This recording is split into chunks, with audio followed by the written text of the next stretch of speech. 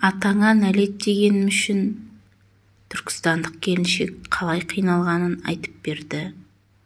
Көпбалалы ананың айтуынша бір кездері қайнатасын қатты ренжітіп алған екен. Сол себепті де атасы бөлек тұратын оларды қара шаңыраққа көшіріп әкепті. Ол кезде жаспыз, қызмет қуып жүрген кезіміз еді. Отағасы инженер болған соң қайда жұмсалса сонда кетеміз. Үйленген соң ата-енемнің қолында тұрып та үлгермедік. Сөйтіп көшіп қонып жүргенде 3 баламыз дүниеге келіп үлгерді. Бірінен соң бірі туған 3 ұлдың күтімі оңай емес. Кішісі тіпті мазасыз болатын. Сол жылдары кезекті демалыста қара шаңыраққа қыдырып барып бір аптадай жатып қайтатын болдық. Ол үйдегі қайнымның 4 баласына қосылып, ата-әженің өбектегеніне тез үйренген балалар анасын тыңдаушы еді. Онсыз да жүйкем жұқарып жүрген. Үлкенім айтқанымды тыңдамай қырсығатын әдет шығарыпты. Түс кезі болатын. Үйдегілердің барлығы шілденің ыстығында салқын бөлмеге кіріп демалып жатыр. Менің ғана балаларым айғай-шу салып жатқан. Үлкен екеуін желкелей апарып үйдің артында жұмсақ жерінен шапалақпен шартылдатып талдым. Аузымнан ашуланған соң, атаңа нәлеттер-ай деген сөздер шығып кетіпті. Тап сол уақытта бақша жақтан келе жатқан атамды көріп қысылып қалдым. Ол да маған тіксініп қарап қалған екен. Шынымды айтсам, мен бұл сөзге соған дейін мүлде мән бермеген екенмін. Несін жасырамын, бала күнімнен шешемнен естіп өскен сөз. Бірақ сол күннен бастап іштей анама ренжідім. Неге ол сөзді парқыңа жетпей, ашуланғанда бізге айтты екен? Неге құлағымыз арқылы санамызға, одан тілімізге сіңдіріп жіберген? Ойламады ма? Оған да тәйт дейтін жанның болмағаны ма? Содан кейін Ұлжан қара шаңырақта қалатын болып шешіліпті. Айтуынша, тап сол күні атасы отбасын жинап, қолдағы кіші баласын еншісін беріп шығарып салып, инженер ұлына шаңыраққа ие болатын айтқан. Әулетте атамызға қарсы келетін ешкім жоқ. Тіпті одан үлкендер болса да, шалдың баласы деп ешкім бала күнінен қарсы келмеген екен. Балалары атам сөйлесе мүлде жағашпайды. Күйеуім де қанша қимағанмен қаладағы тастап ауылға келетін болды. Әкем неге өйтті екен? Менің аптасына сыр ашып карта ойнайтынымды айтып қойдың ба деп мені қыспақ қалды. Мен мәселенің неден шыққан іштей сезсем де үнсіз қалдым. Ертеңіне күйеуім жұмысын реттеу үшін кеткенде енем жеке алып қалып түсіндірді. Жарықтық, бір дауыс көтермейтін жан еді ғой. Өз балаңның болашағына нәлет тілегеніңе қарағым. Оның атасын айтқаның, балаң айтқаның. Атасы алған қарғыс оның шетірпағына кетеді. Атаңа нәлет деген, лағнет жаусын деген сөз. Қалай айтасың мұндай сөзді?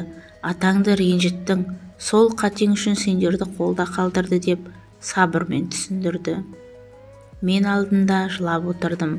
Соншалық ауыр сөзді қалай айттым екен? Балаларымыздың жылы орнымыз тастап, 2 отбасы көшіп қондық. 2 айдың ішінде өміріміз күрт өзгерді. Үйде еркін жүрген менің етек-жеңім жиналып, күйеуінің апта сайынғы демалысы азайды. Есесіне балаларым еркін, ұрыспай, ұрмай тәрбиелейтін ата-әжесі бар. Үй шаруасының көбейгені болмаса, балаларыма қарасатын енемнің қадірін білдім дейді Ұлжан.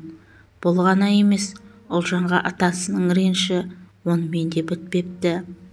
Осы бір ауыр сөзді айтқан үшін қайын атасы келіннің салған сәлемін алмай, құйған шайын да ішпей қойыпты. Тіпті құдаларына да бармай қойған. Атамның діні мұнша қатты деп ойламаппын. Бірақ мен құйған шайдан ішпей, тек енем құйған кеседен ғана алатын үшін басында жылап жүрдім.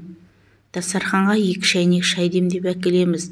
Ал енем бір жаққа кетсе, атам ауылдағы інісінің үйіне кетіп қалады. Сол жақтан тамақ ішіп, кемпірі келгенше үйге жоламайды. Енем де соны біледі, барған жерінен тез қайтады. Ол ма, таңертең сәлем салсам, бас изейтінде өтіп кететін. Бұрынғыдай бақытты бол балам деген сөз жоқ. Енем мені сабырға шақырды. бір күні ашуы басылады дейді жаймен. Ал күйеуім себебін түсінген күні бір ренжіді, бір күлді. Өзіңе де обал жоқ деді маған. Ауыр дегені сол, 1,5 жыл өткенше атам менің төркінім жасаған жиын тойға аттап баспады. Себебін де айтпайды, енемді де жібермейді. Құдалары 1-2 шақырғанға келмеген соң, менің әке-шешем де уайымдай бастады. Құданы ренжітіп қойдық па, әлде бірдеңе болды ма, дей берген соң сөйлесуден де қаша береді екенсің. Не керек, 1,5 жыл уақыт бойы бір сөз үшін атам мені осылай жазалады. Бір күні тұрып, отбасы мүшесінің біреуі сені елемеген кейіп танытса, сен құйған шайды ішпей қинаса, жаман болады екенсің. 4-ші ұлымды дүниеге әкеліп, 40-нан шыққан күні атам: келін, енді ұрпағыма жаман сөз айтпа. Ауыры бүгін маған тисе, ертең өзіңе тиеді. Кешірдім дегенде жылап жібердім. Ал енді қалаған жақтарыңа кете берсеңдер болады деген. Мен кетпедім. Күйеуімнің үйренген ортасына барғысақ келді.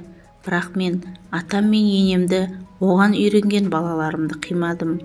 Дауыс көтермей-ақ, бір-ақ рет айтып жетеңе жеткізе білетін ондай адамдар жоқ шығар қазір. Бар болса да аз дейді. Бүгінде 6 баланы тәрбиелеп жеткізіп отырған Ұлжан. Ұлжан содан қайтып балаларына ауыр сөз айтпақ тұрмақ, енесі сияқты дауыста көтермеуді үйреніпті. Баланы осылай айғайсызда тәрбиелеуге болатынын білсемші, бұрын айғай салғанша тыңдамайтын бұзықтарым.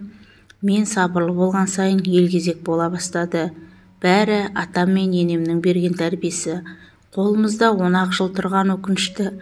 Ауырмай сырқамай 71 жасқа толғанда, бірақ күнде атам, артынан 3 айдан соң енем кете барды келмеске. Ұзақ жасағанда ғой шіркін деп көңілі босады Ұлжанның. Енді балаларға сол кісідей тәрбие бере алар ма екен біз деп уайымдайды ол.